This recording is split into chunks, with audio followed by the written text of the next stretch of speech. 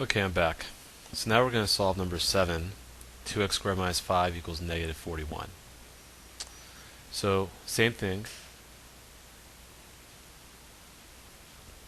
Let's isolate x squared. So you add 5, you get negative 36. Divide by 2, you get negative 18. Now you're probably thinking to yourself, well, what do? We can't square root negatives. Well, let's take the square root of negative 18, just see what happens. Don't forget about the plus or minus. Now negative 18 breaks apart like the following. Negative 2, 9, and 9 breaks apart as 3 and 3. So now we have something like this. Plus or minus 3 square root of negative 2.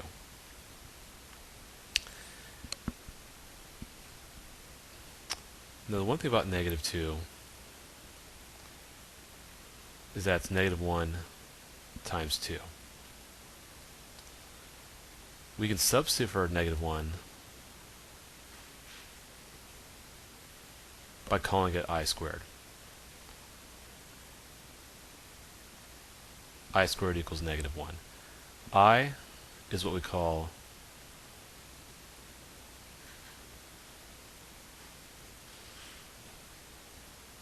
the imaginary number.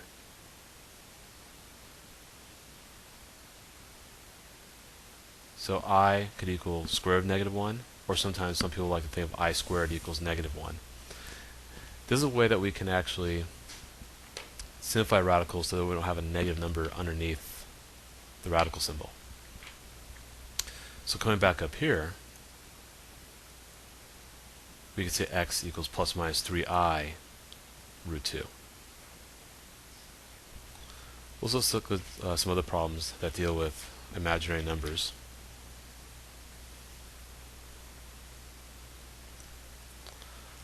Let's say I had asked you to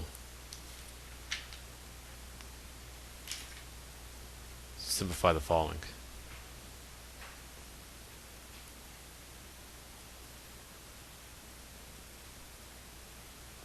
Simplify the square root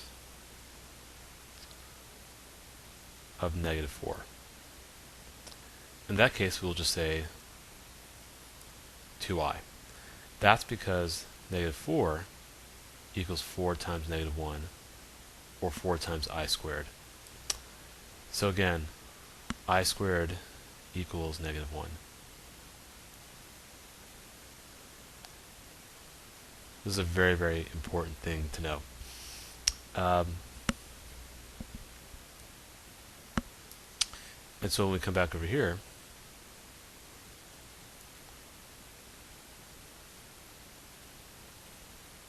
four times I squared,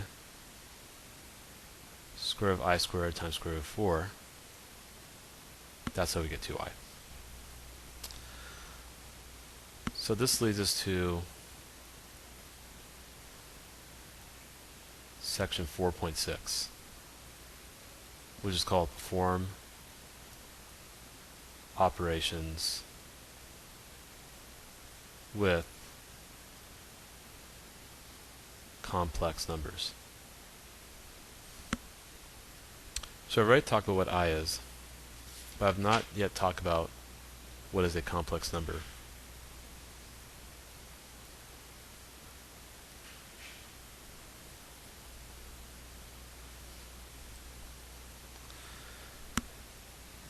A complex number could be written like this. A plus bi. A will represent the real component, and bi represents the imaginary component. So we could have a number that has a real number and imaginary number together. For example,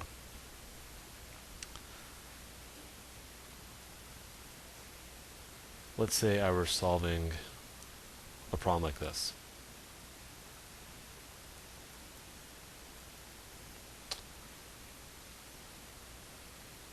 x plus 1 squared equals negative 9. If I square root both sides, x plus 1 will equal plus or minus 3i. Because remember, square root of 9 is 3, and because it's negative, we have to pull the imaginary number out. So x equals negative 1 plus or minus 3i, which can be written as negative 1 plus 3i or negative 1 minus 3i. These are both complex numbers. Negative 1 is a real component.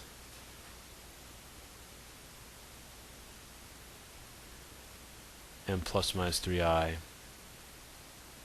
is the imaginary component.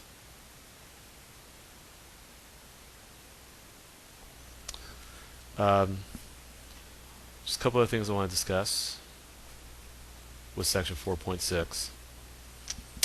We'll be performing operations with complex numbers. And these are actually pretty simple. So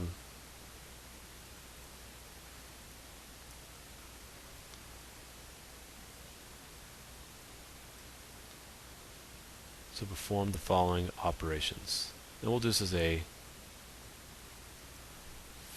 four-part problem. Let's say we have 8 minus I plus 5 plus 4i. Part B, let's say we have 4i times negative 6 plus I. Part C, 9 minus 2i times negative 4 plus 7i.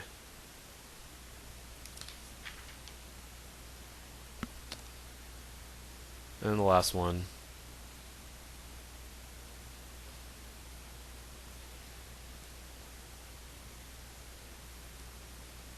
Part D, 7 plus 5i or 1 minus 4i.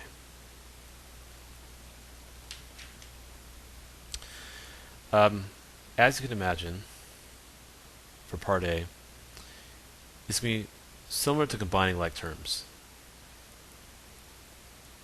So combine the real numbers together, combine the imaginary numbers together.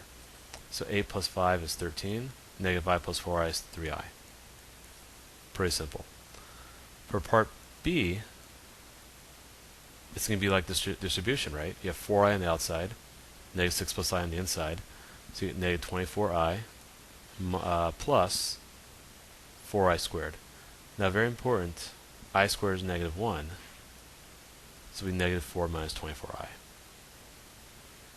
And you always want to write it like a complex number in standard form. Remember, this right here is considered standard form. So you want to write the real number first and imaginary number second. So you couldn't leave your answer like this, negative 24i plus 4i squared, because that's not standard form. This is standard form, negative 4 minus 24i. For part C, we want a FOIL. Remember, first, outside, inside, last. So I get negative 36 for the first terms. The outside will be 63i. Inside will be 8i. And the last will be negative 14i squared. Clean it up.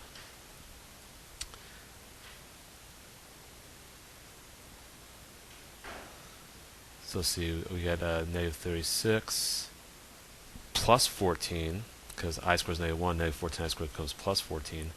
And the middle terms becomes 71i.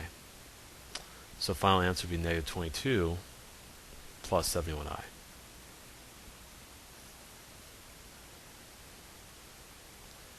And then for part D, just like we did with the radicals, all the way number 4, where we multiplied both top and bottom by the conjugate, you're going to do the same thing here. We tend to not like I in the bottom.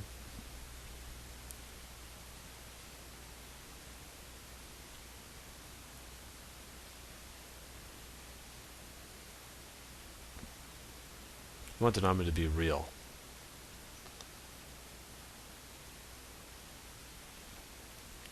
So we'll multiply the top bottom by 1 plus 4i. This is what we call the complex conjugate. So you can FOIL the top, which would be 7 plus 28i plus 5i plus 20i squared. The bottom, which would be 1 plus 4i minus 4i minus 16i squared. Top will be negative 13 plus 33i. The bottom will wind up becoming 17 when you work it out, because 16i squared is negative 16 minus negative 16 is plus 16. But you do want to break it up like this, though.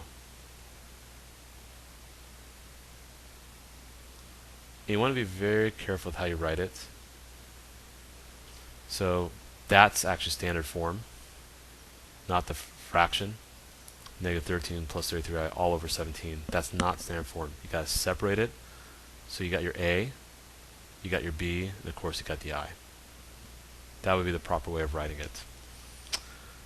So that's pretty much all I wanted to say for now with section 4.6. Definitely there's a lot of material here to digest, and we'll have opportunities to practice this in class during block number 1 of this week. Alright, I'll see you guys tomorrow or Wednesday for G period.